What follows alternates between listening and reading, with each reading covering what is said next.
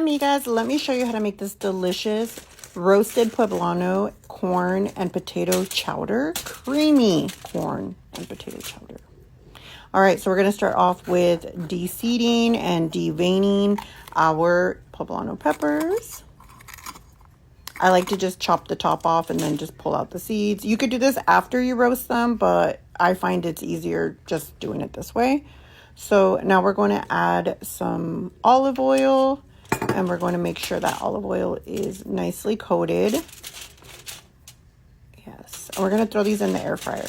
Don't freak out, guys. My microwave is also an air fryer, okay?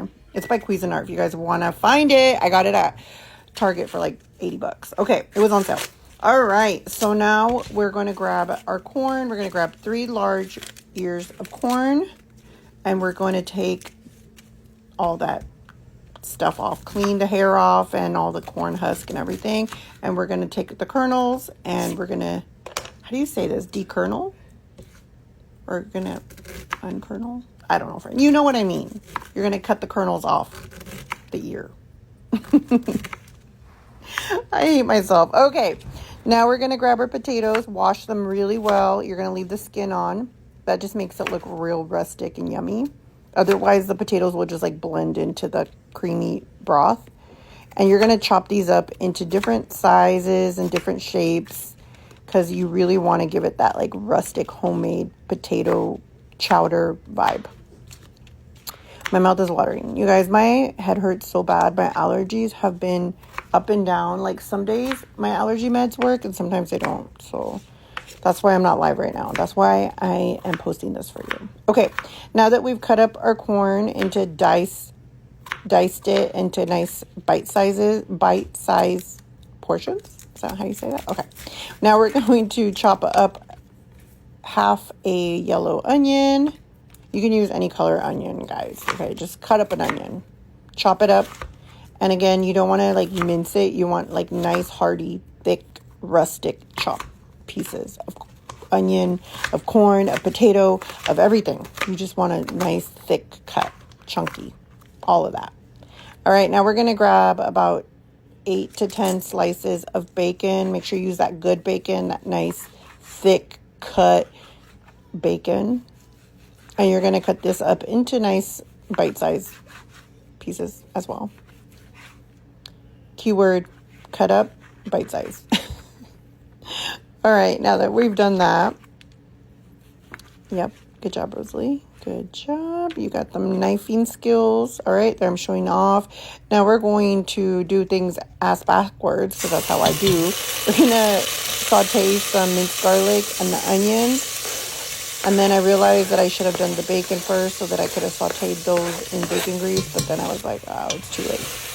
It's too late to say goodbye. Okay, so now that we are sauteing up those onions and that garlic, once it's fragrant, we're going to set it aside and we're going to cook our bacon. But you should do it the other way. Cook your bacon and then your onions and then your garlic, okay? And set your bacon aside. I did it the other way. I flipped it and reversed it. Sorry, Missy Elliott. Okay. And you're going to cook your bacon. This is self-explanatory. Cook it till crispy. Now we're going to add all that onion and garlic back to the bacon and put in our kernels. And we're going to put in our potatoes. Make sure you get all those kernels because that's all deliciousness. Yes. And you're going to kind of lightly saute them. And now we're going to add our chicken broth. We're going to add 1 whole box thing of chicken broth. 1 container, box container. I don't know. You know what I mean. You're just going to add it all in there. And I didn't want it too salty, so I added 4 cups of water instead of 2 boxes of chicken broth. And then we're going to do a capful of chicken bouillon. And you're going to dissolve it. Don't worry, guys. Yes, I'm using a metal spoon, but this is not a Teflon pan, so we are not scraping anything. All right. Now those poblano peppers have roasted in the air fryer. We put them in a plastic bag to sweat. Now we're going to peel them. This is very satisfying. If you guys like peeling stickers or like peeling sunburned skin, this is pretty much the same, the equivalent of. And it's very satisfying to do. Some people like peel it under running water, but my grandma told me that when you do that, you're actually, all the like oils and flavor that was released by the peppers in under the heat, you're washing that away. So you're washing away your flavor. Don't wash away the flavor. Keep the flavor. Yes, all right. Peel your peppers. We get it, Rosalie. You're good at peeling skin. All right, now we're going to dice up our peppers. Make sure there's no seeds in there. I mean, you can keep seeds if you want. It just makes it spicy, and Fabian really likes this chowder, so we're not making it spicy. We're keeping it unspicy. We're keeping it mild. I'm adding like new languages, new verbiages. I don't know what I'm saying. I'm tired, guys. My allergy meds have me a little loopy.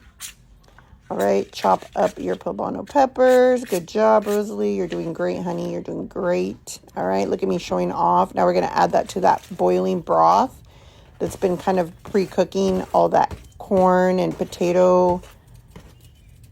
Yum. All right. Yes. Now you're going to bring that to a boil. And we're going to add some heavy whipping cream. Add it slowly. Add it nice and slow. Yep, this is the drip method. You don't want to just dump it all in there. You're going to cool down your soup. You don't want to shock it. You really want to keep your soup nice and hot. So just slowly add it in. I added in the whole container, but you can add more or less. The creamier, the thicker, okay? Now we're going to add some pepper just because I think the pepper just adds flavor, and I love seeing the little pepper flakes. All right, there you go. Bring it to a boil. I took a nap, and this is what all that was left. My family devoured it. Eat it with some chips. A side of chips. You're going to add some cheese. You can add some queso fresco, some cotija, some Mexican blend cheese, whatever cheese you want, add to it. Here I am adding my cheese. And there you go. Enjoy. Bye.